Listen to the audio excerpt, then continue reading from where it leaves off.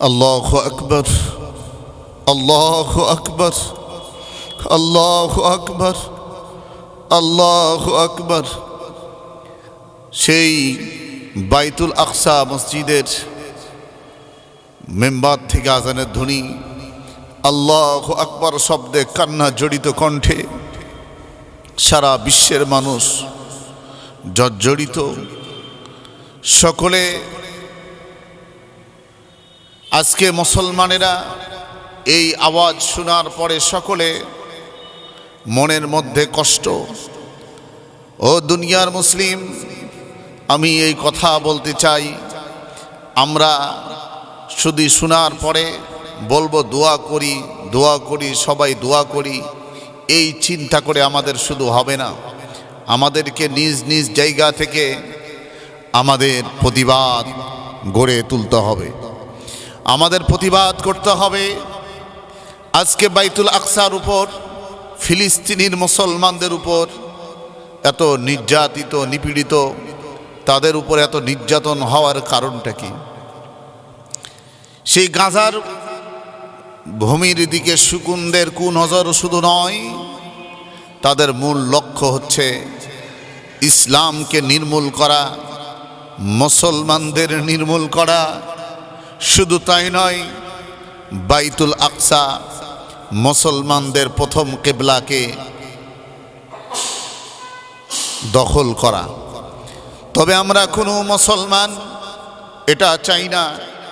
আমরা সকল মুসলমান চাই বাইতুল আকসা মুসলমানদের প্রথম কিবলা স্বাধীন হবে, উন্মুক্ত হবে।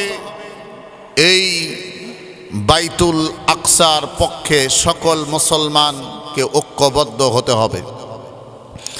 আমি বলতে চাই আরব বিশ্বদেরকে, ও আরব বিশ্ব, তোমরা শুধু মানবতার কথা বলছো, তোমরা মুখ দিয়ে বলছো ফিলিস্তিনির পক্ষে কথা, কিন্তু কাজে কোনো কিছুই আমরা মুসলমান দেখতে পাচ্ছি না।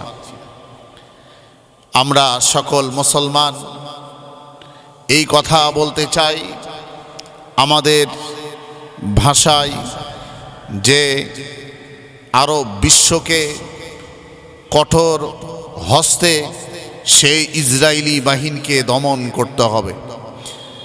সকলকে কঠিন পদক্ষেপ নিতে হবে ফিলিস্তিনদের পক্ষে। সম্মানিত আমার দিনী ভাইরা ও আমার মা বোনেরা, আজকে আমাদের পিছিয়ে থাকলে হবে না, আমাদেরকে আমাদের দায়িত্ব পালন করতে হবে।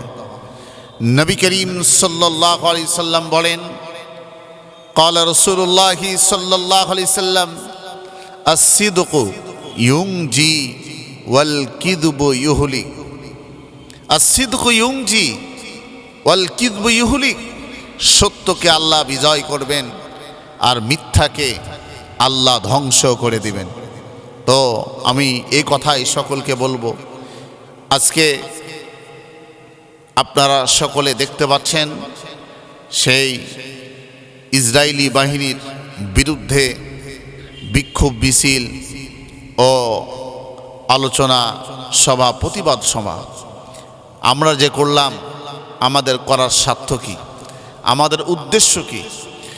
ওয়াল্লাহি বিল্লাহি তাল্লাহি, আল্লাহর কসম একবার, আল্লাহর কসম দুইবার, আল্লাহর কসম তিনবার, আল্লাহর উপর পূর্ণাঙ্গ বিশ্বাস আমরা ভরসা করে বলতে পারি, আমরা যে প্রতিবাদ বিক্ষোভ মিছিল করেছি শুধুমাত্র আল্লাহকে রাজি খুশি করার জন্য।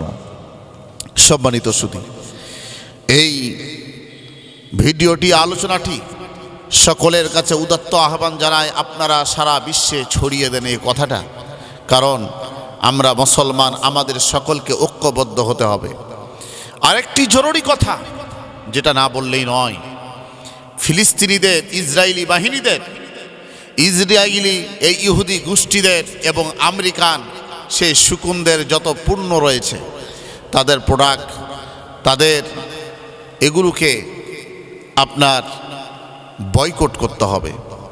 আমরা সকল মুসলমান ইসরায়েলি পণ্য বয়কট বয়কট এই স্লোগান দিয়ে আমরা সামনে এগিয়ে যাব।